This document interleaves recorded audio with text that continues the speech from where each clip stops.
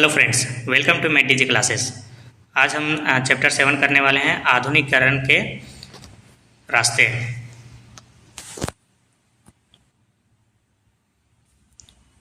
बाकी के चैप्टर आपको नीचे डिस्क्रिप्शन में मिल जाएंगे। जो भी आपको इम्पोर्टेंट लगे, जो पढ़ना है, वो आपको नीचे डिस्क्रिप्शन में देखने के लिए मिल जाएंगे। ये जितने भी ऑब्जेक्टिव हैं, इसे आप अगर पढ़ लेते हैं तो एग्ज़ाम आपका ईजिली आपका एग्ज़ाम निकल जाएगा। इससे बाहर आपको एग्ज़ाम में देखने के लिए कुछ भी नहीं मिलेगा। जितने भी इम्पोर्टेंट है, जो भी रिपीटेड क्वेश्चन है, वो सारे मैंने इसमें मेंशन किया है। साथ ही में मैंने 4 सेट लेके आया हूँ।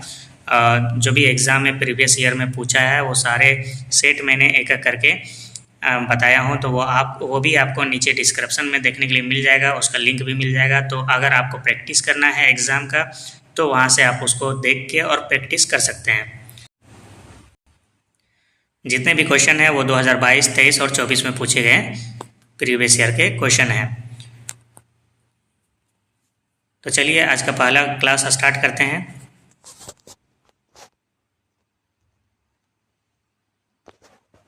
आज का जो पहला सवाल है वो पूछ रहा है हमसे, प्रथम विश्व युद्ध की अवधि क्या थी। तो प्रथम विश्व युद्ध की अवधि थी 1914 से 1918 ईस्वी। कब थी?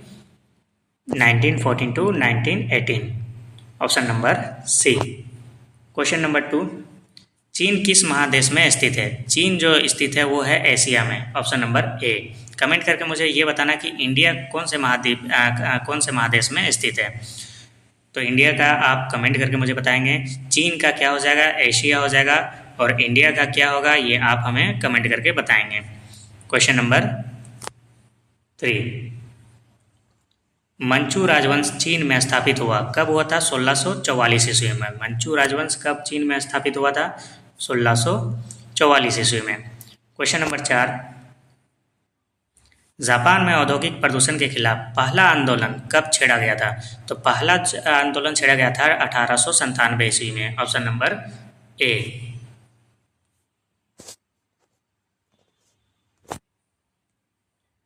क्वेश्चन नंबर 5, 17वीं शताब्दी के मध्य तक जापान का कौन सा शहर दुनिया का सबसे बड़ा अधिक जनसंख्या वाला शहर बन गया था?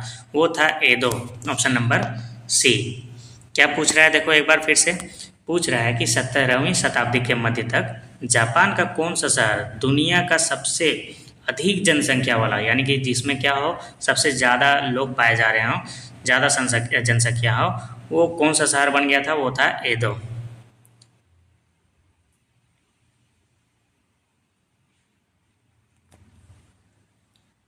6, आधुनिक चीन के संस्थापक किसे माना जाता है? वो था सन यात सेन। कौन थे? सन यात Sen. Option number A. 7, peeking विश्वविद्यालय की स्थापना कब हुई थी?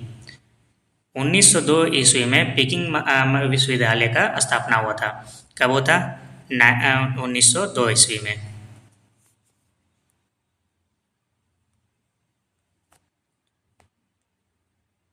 8, एशिया में पहली बार टोक्यो में ओलंपिक खेल हुआ था।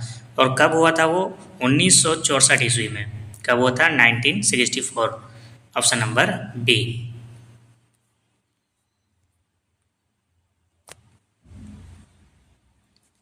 चीनी कम्युनिस्ट पार्टी की स्थापना कब हुई थी? तो 1921 में चीनी कम्युनिस्ट पार्टी की स्थापना हुई थी। 1921 ईस्वी में चीनी कम्युनिस्ट की पार्टी की स्थापना हुई थी।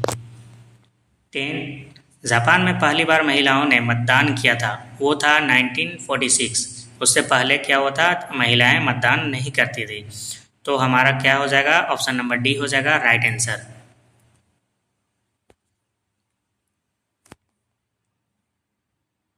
नंबर 11, मांचू राजवंश की समाप्ति के उपरांत किसके नेतृत्व में चीन में गणतंत्र की स्थापना हुई थी? वो थे हमारा सन यात सेन। कौन था? ऑप्शन नंबर बी, सन यात सेन।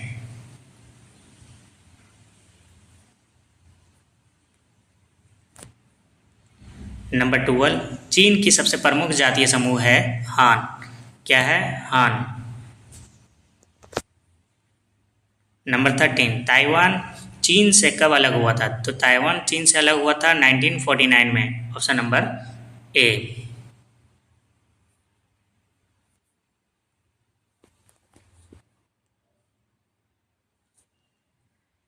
जापान आने वाले प्रथम यूरोपियन कौन थे? तो जापान आने वाला प्रथम यूरोपियन था पुर्तगाली। कौन था? पुर्तगाली। ऑप्शन नंबर सी।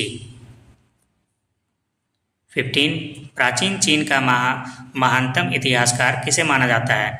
सीमा छियन को महानतम इतिहासकार माना जाता है। Option number A.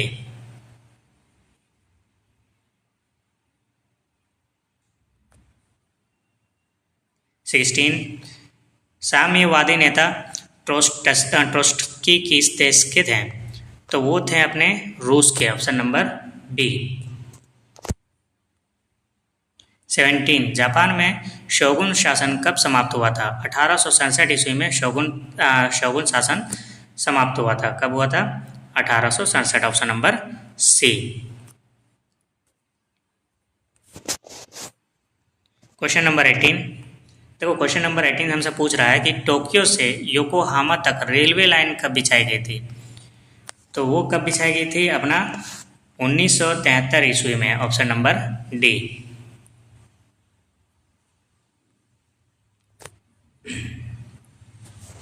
Question number 19, Kyoto का नया नाम क्या है? तो क्योटो का नया नाम है ओसाका। क्या है? Osaka. Option number A.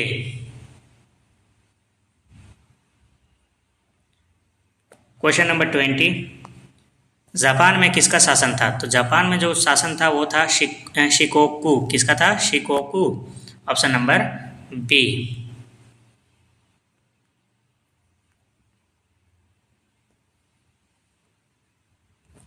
Question number 21, Japan कहाँ स्थित है? तो ये आपको कमेंट करके बताना है, क्योंकि इससे पहले मैंने किसका दिया था? चाइना का दिया था, है ना। तो जापान कहाँ स्थित है ये आपको कमेंट करके बताना है। और इंडिया का भी मैंने पूछ दिया था। तो ये 2 क्वेश्चन रहे हैं आपके लिए। Question number 22, People's Republic of China की सरकार कब कायम हुई थी? तो वो 1949 ईस्वी में कायम हुई थी।